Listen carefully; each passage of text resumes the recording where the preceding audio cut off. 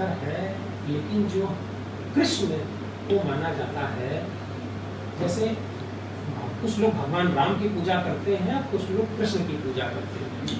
कृष्ण का नाम ही है आनंद।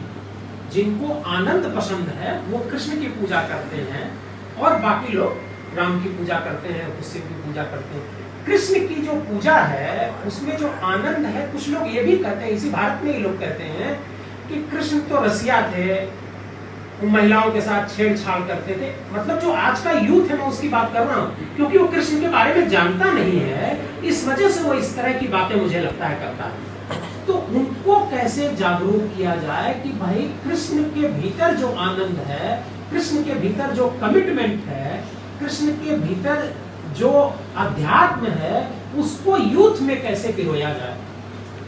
एक ही उपाय है।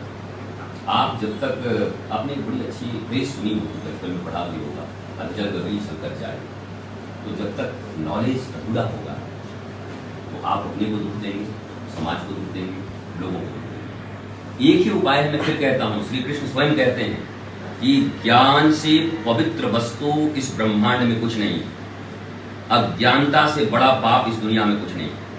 अगर आप अज्ञानी हैं तो इसी को पाप कहते हैं। पाप इसको नहीं कहते आपने कुछ छू दिया, कुछ खा लिया, कुछ हड्डी छू लिया, इसको पाप नहीं कहते। मनुष्य के रूप में जन्म लेकर जबकि आपके भीतर मेघा और प्रज्ञा थी, आप उसको जगा सकते थे, और आपने पशुओं की तरह जीवन जिया, वास्तविक वृत्तियों में जिया, जबकि आपके पास सब कुछ था। आप चाहते तो अपनी मेघा को जगा सकते थे। आप पता नहीं कण्व हो सकते थे, गौतम हो सकते थे, सांडिल्य हो सकते थे, गर्भ हो सकते थे, या अगर आप इनको मानते हैं जो साइंटिस्ट हैं, वैज्ञानिक लोग हैं बाहर के, ग्राहम बेल और पता नहीं कौन, आप ये भी हो सकते थे, जो भी।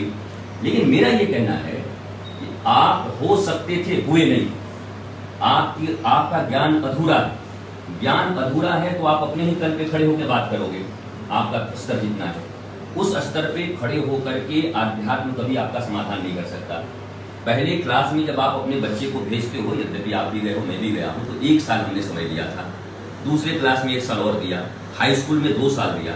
मैं कहता हूँ विद्या 2 प्रकार की होती है, जीवन की विद्या, जीविका की विद्या। ये जो हम पढ़ते हैं ये कमाने खाने की विद्या पढ़ते हैं, इंजीनियर बन जाए, डॉक्टर बन जाए, किस लिए? कि हम कमा खा सकें। अब जीवन की विद्या को सुनिए देवकी नंदन बाबू। जीवन की विद्या वो है जो कृष्ण की विद्या है, आध्यात्म की विद्या है। केवल जीविका की विद्या को भारतवर्ष में फोकस किया गया है।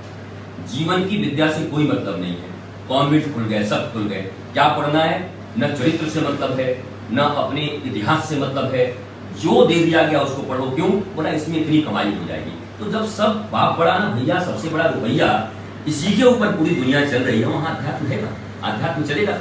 लेकिन मैं ये कहता हूं कि देखो जरा ऊपर वाले लोगों को, अमेरिका के लोग भी भागे भागे अब यहाँ आ रहे हैं, तो कुछ तो देख के भी सीखना चाहिए कि हमारी मुंडी फट जाएगी तभी हम सीखेंगे। एक आदमी का टांग टूट जाए गड्ढे में गिर के, और वो कह रहा है भैया बताना टूट जाएगा, तो नहीं, बिना टूटे तो हम नहीं मानेंगे, तो टूटवाओ भाई। या तो आध्यात्मिक बात सुनिए, अपने पूर्वजों की बात सुनिए, अपने शास्त्रों की बात सुनिए और मान कर चलिए। एक साधारण टूथपेस्ट बेचने वाला आता है, उसका प्रयोग कर देते हैं उसके कहने पर, तो एक बार श्री कृष्ण की भी बात मान करके देखिए। जहां तक रही बात रसिया और छेड़ने की और कपड़े उठाने की, तो बहुत जानने की जरूरत है। तत्व और लीला में बड़ा अंतर होता है।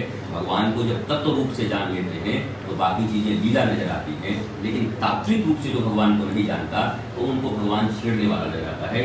वास्तव में अगर श्रीमद् भागवत में कोई सबसे बढ़िया प्रसंग है तो रास का प्रसंग है। रास का अर्थ होता है रसो वही सह, जीवात्मा और परमात्मा के मिलन को रास कहते हैं। रास कोई लड़के लड़की खड़े हो गए गरबा गुजरात में खेलने लगे, वो रास नहीं है। संस्कृत का शब्द है रास्य, लास्य। वहां है जीवात्मा और शिवात्मा का मिलन, जीव और शिव जब मिलते हैं उसको महारास कहते हैं। तो वो जब तक सीखेंगे नहीं, पढ़ेंगे नहीं, जानेंगे नहीं, तब तक यूथ डाइवर्टेड रहेंगे।